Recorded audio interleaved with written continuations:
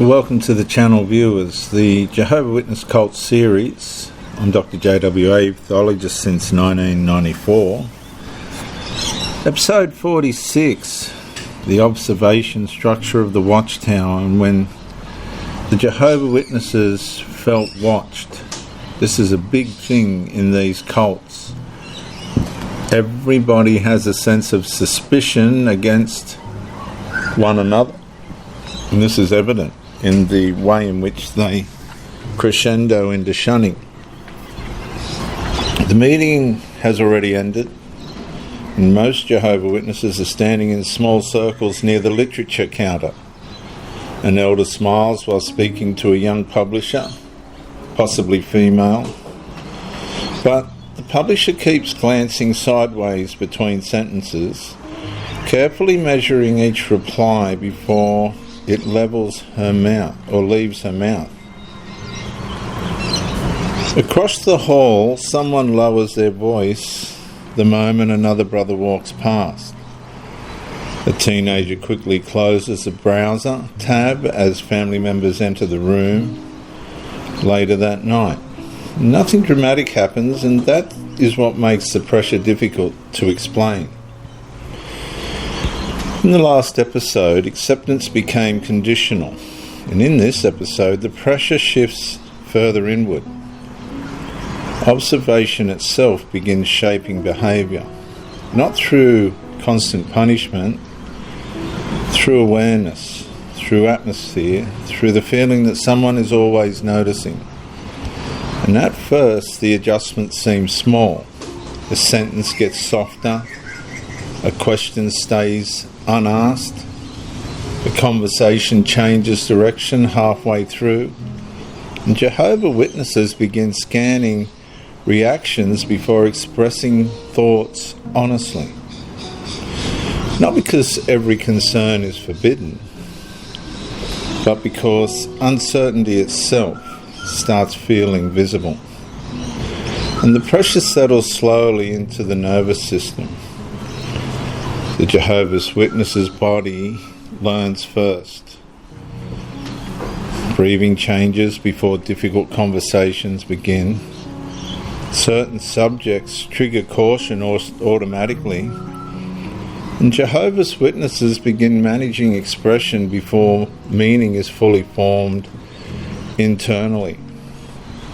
And eventually another realization begins developing quietly underneath the structure,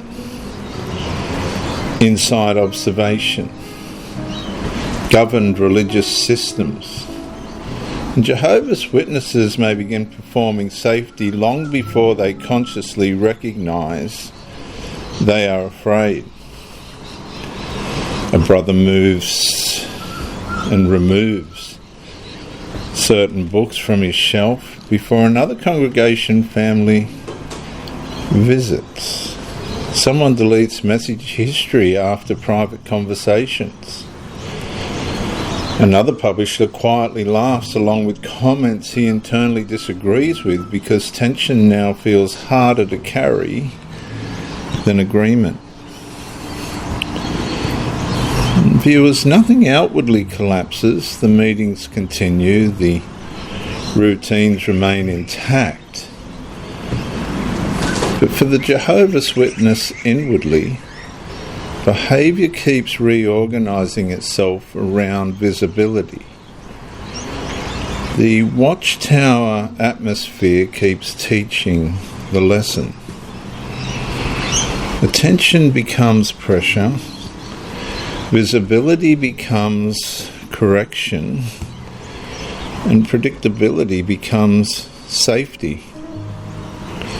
And over time, people stop expressing themselves naturally because they begin adapting to observation before they fully understand why. And that drift becomes existential, corrosive, because the conscience slowly loses confidence operating openly underneath constant relational visibility. The scriptures presses into the tension quietly.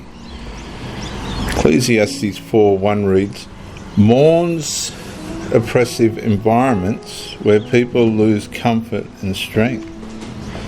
Luke 12:1 warns against hypocrisy spreading beneath religious influence.